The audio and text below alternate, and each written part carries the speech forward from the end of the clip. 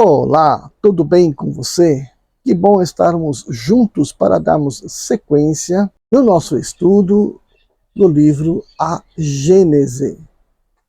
Eu sou o professor Wagner Klein, sou professor de Física, terapeuta holístico e você está no canal Sob Nova Visão.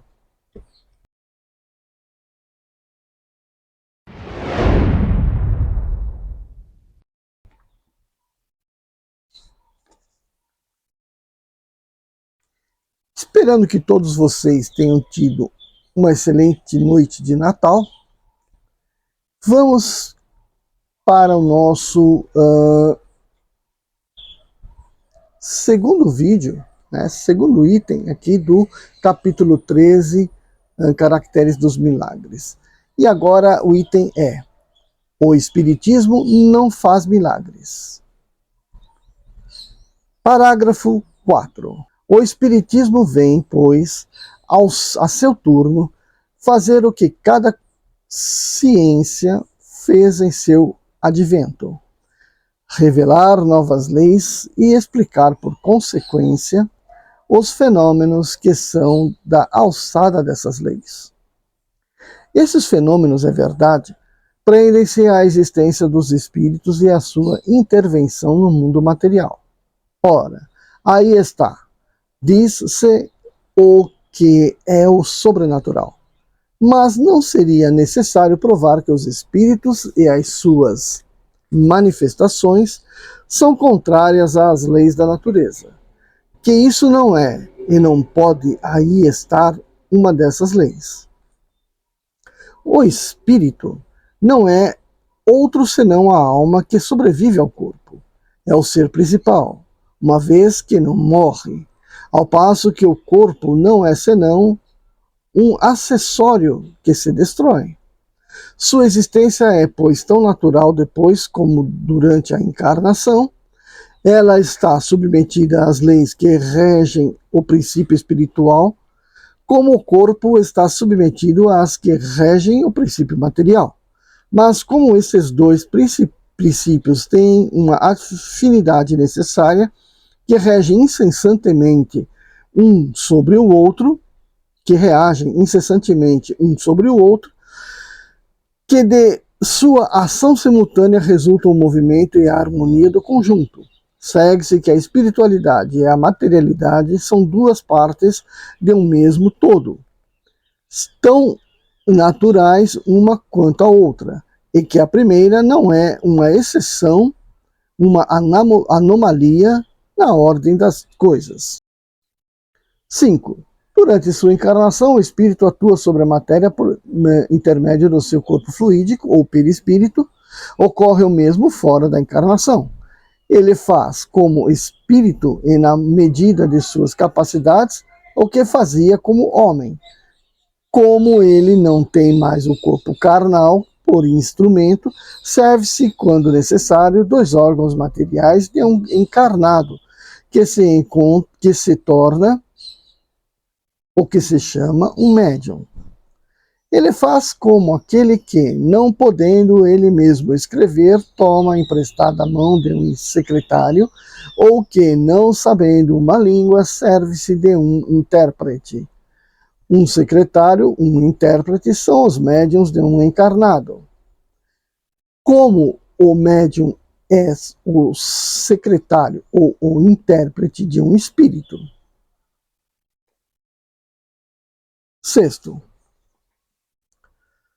O meio no qual agem os espíritos e os meios de execução, não sendo os mesmos que o estado de encarnação, os efeitos são diferentes.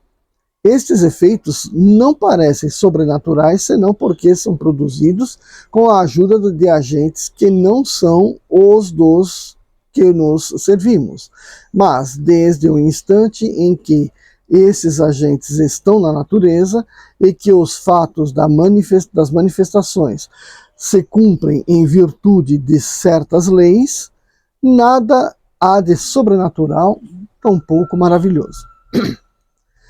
Antes de se conhecer as propriedades da eletricidade, os fenômenos elétricos passavam por prodígios aos olhos de certas pessoas.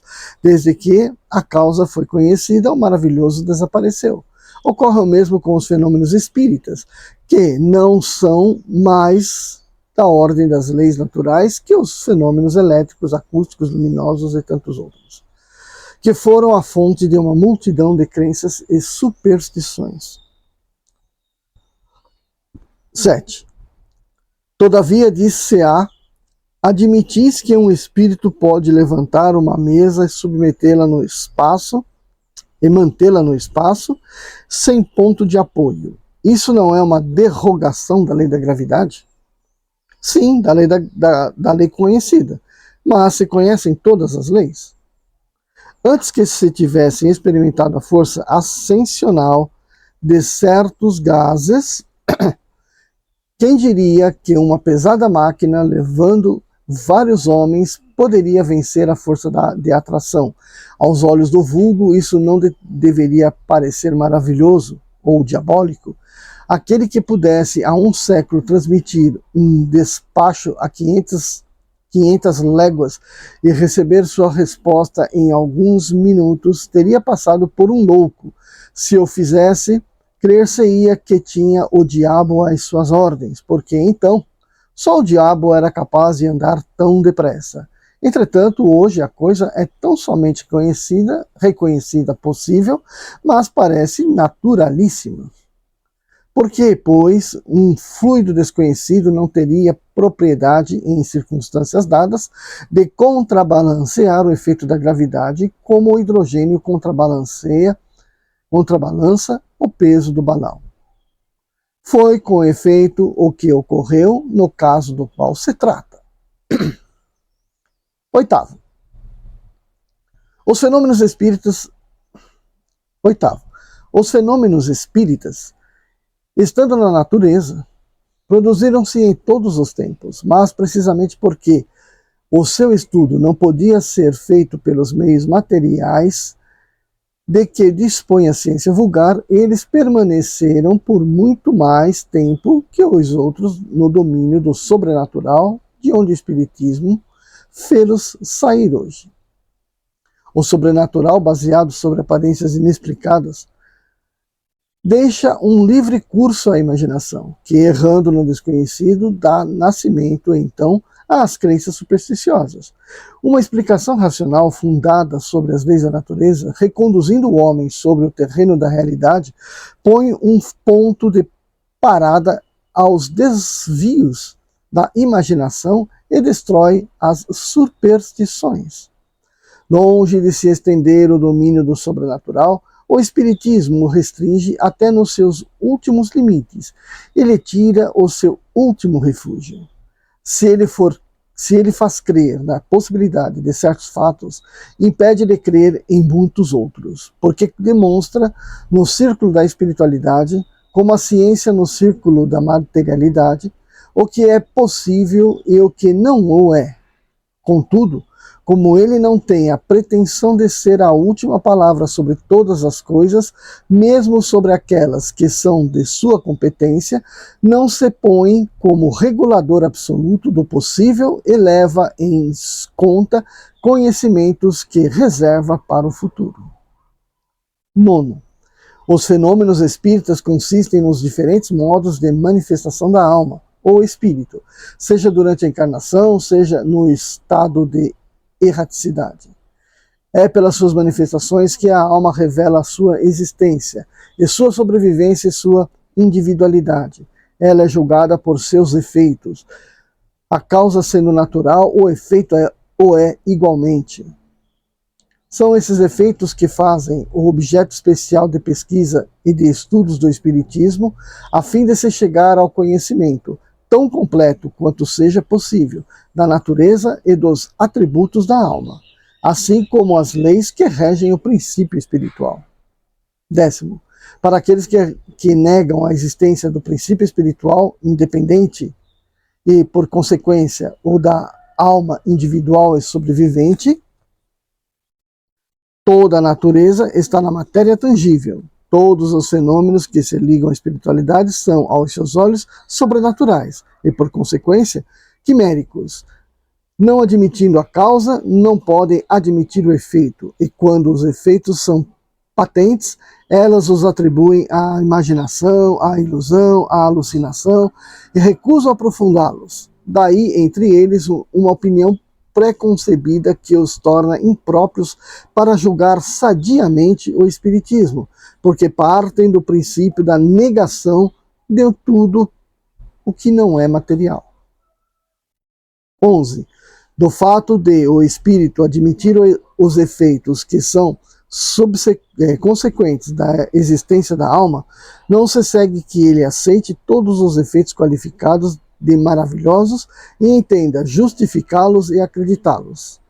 Que seja o campeão de todos os sonhadores, e de todas as utopias, e de todas as excentricidades sistemáticas, de todas as lendas miraculosas, seja necessário conhecê-lo bem pouco para pensar assim.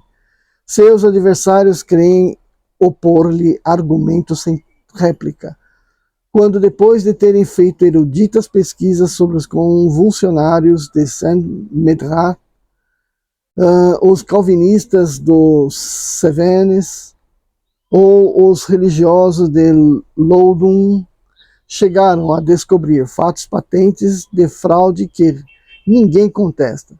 Mas essas histórias são o evangelho do espiritismo?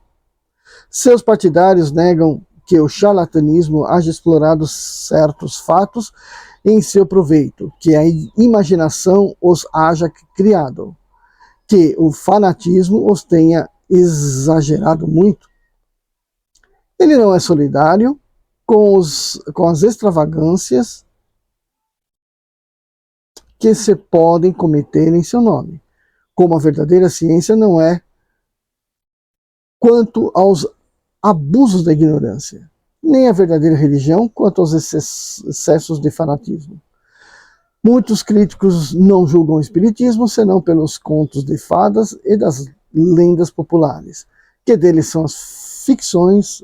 Outro tanto valeria julgar a história pelos romances históricos ou das tragédias.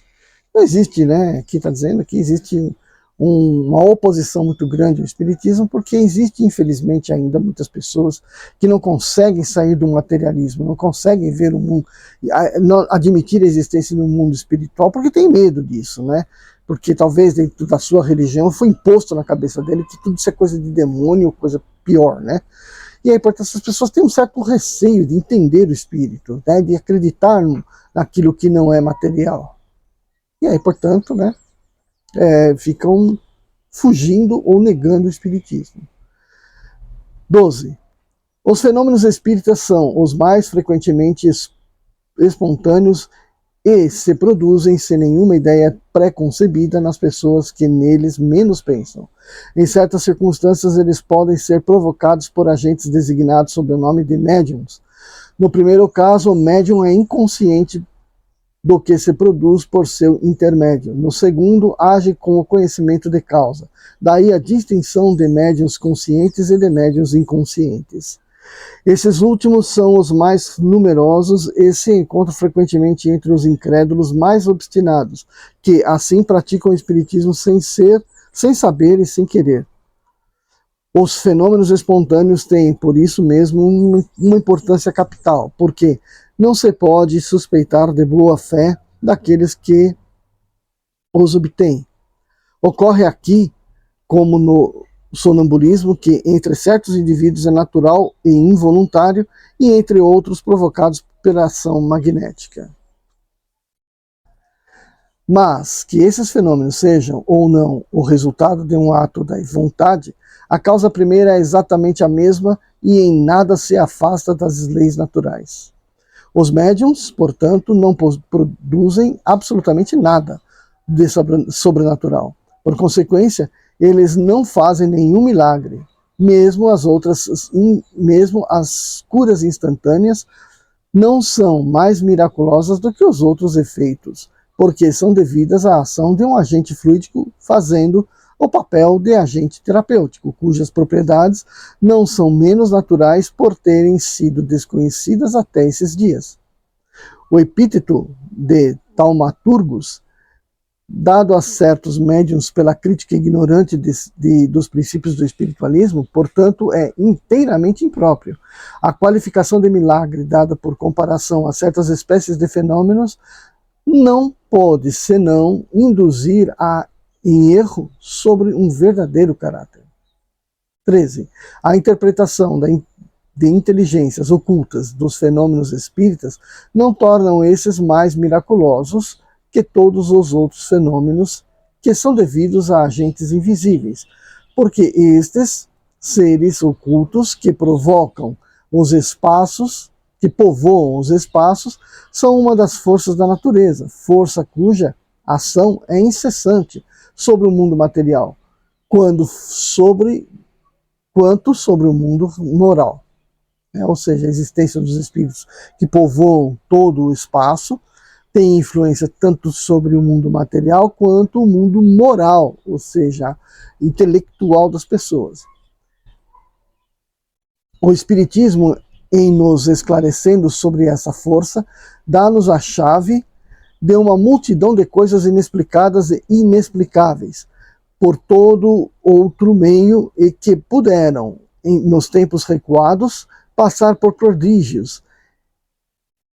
Ele revela, do mesmo modo que o magnetismo, uma lei, se não desconhecida, pelo menos mal compreendida, ou, para melhor dizer, conheciam-se os efeitos porque se produziram em todos os tempos, mas não se conheciam a lei, e foi a ignorância desta lei que engendrou a superstição. Conhecida a lei, o maravilhoso desaparece e os fenômenos entram na ordem das coisas naturais. Eis porque os espíritas não fazem mais milagre em fazendo girar uma mesa, ou os mortos escreverem, do que o médico em fazendo reviver um moribundo, ou o físico em fazendo cair o raio. Aquele que pretendesse, com a ajuda dessa ciência, fazer milagres, seria um ignorante da coisa, ou um fazedor de tolos. E aí, por fim, parágrafo 14. Uma vez que o Espiritismo repudia toda a pretensão às coisas maravilhosas, fora dele há milagres na acepção usual da palavra? Resposta. Dizemos primeiro que entre os fatos reputados miraculosos que se passaram antes do advento do Espiritismo e que se passam ainda em nossos dias, a maioria senão todos, encontram a sua explicação nas leis novas que ele veio revelar. Estes fatos entram, pois, embora sob um outro nome, na ordem dos fenômenos espíritas, e, como tais, nada têm de sobrenatural. Bem entendido que não se trata aqui senão dos fatos autênticos, e não daqueles que, sob o nome de milagres, são o produto de uma indigna charlatanice, tendo em vista explorar a credulidade, não mais que certos fatos legendários que puderam ter em sua origem um fundo de verdade, mas que a superstição ampliou ao absurdo. É sobre estes fatos que o Espiritismo vem a lançar a luz, dando os meios de fazer parte do erro e da verdade. Então daí está a nosso item de agora, né? Bom, gente, foi bastante extenso, ainda faltam mais 2, e a gente não tem nem o que se discutir, né? Toda essa discussão já foi bastante trabalhada, tanto no livro dos Espíritos, quanto no livro dos Médiuns, né? E mais uma vez aqui está sendo citada na Gênese. Ou seja, não existe ideias de milagres. Tudo que acontece tem a sua explicação nas leis naturais. Acontece que algumas leis ainda não eram devidamente conhecidas. A gente pode pensar, né, que o homem cria na cabeça umas ideias e com os tempos essas coisas aparecem. Quando ele cria coisa nas ideias, pode ser que saia realmente da ideia dele, mas pode ser que seja uma comunicação com o mundo espiritual que gerou uma ideia, né, na cabeça dele, depois aquilo acabou aparecendo. Vou retomar aqui a Jornada nas Estrelas, né, que fez parte da minha infância e, portanto, da minha cultura, onde o Gene Roddenberry, né, cria na sua história os tais dos comunicadores, né? Então, de um planeta para outro, de um lugar para outro, os caras pegavam a maquininha, simplesmente davam um toquezinho, abria ela e papapá, conversava com o outro. Naquela época existia o telefone, né? Então, ou seja, era uma sofisticação de um telefone sem fio, coisa que mais tarde apareceu como celular, né? Não foi uma coisa que era, imagina se isso vai acontecer. Aconteceu. Mas ainda tinha um outro objeto lá que o Sr. Spock, o Dr. McCoy, o Scott, todos eles tinham, né, o pessoal da ciência, que era o tricorder, né, que era um aparelhinho assim, né, quadradinho, um pouco maior que isso aqui, eles pegavam lá e ligava tal, colocava em cima de uma matéria lá, descobria que matéria que era aquele, se era vegetal, se não era. Bom, enfim, aquilo era um negócio fantástico. Mas hoje nós temos o nosso celular, nosso smartphone, que nos permite fazer coisa muito parecida, né? Só que aqui ele está ligado à rede. Então você aponta seu celular por uma planta e aí você identifica aquela planta, qual que é a gênero, espécie, tarará, tarará, outras que se parecem com ela, tal. Você aponta para a pedra, você descobre que pedra que é aquela, né? Qual minério que está naquela pedra, enfim. O tricorder chegou ao nosso mundo. De outra forma, de outro jeitinho, mas chegou ao nosso mundo. E assim vão sendo as várias coisas que para uns falam, isso nunca vai existir. Né? Aquilo é um milagre. É uma coisa... Ou seja, é uma negação da possibilidade. É isso que eu critico tanto os meus colegas físicos, né? Que quando sai um pouquinho da física, sai um pouquinho das leis de Newton, sai um pouquinho da matemática hamiltoniana, lagrangiana, já falam, imagina, isso é loucura, isso é mentira, isso é falso. Mas que aos poucos a evolução, né, vai fazendo com que nós descobramos e tornemos muitas coisas reais. Porque passamos simplesmente a conhecer os fenômenos que as permitem serem reais. Certo? Se você gostou dessa leitura, deixa seu like. Se você não gostou, achou chato pra caramba, deixa seu like, ajuda a gente a continuar trabalhando, seja caridoso. Se você não está inscrito, se inscreve aqui no canal. Faça um comentário, divulgue na sua rede social. E a gente se vê no nosso próximo vídeo. Tchau, tchau. E por somente alegria, sei, sei,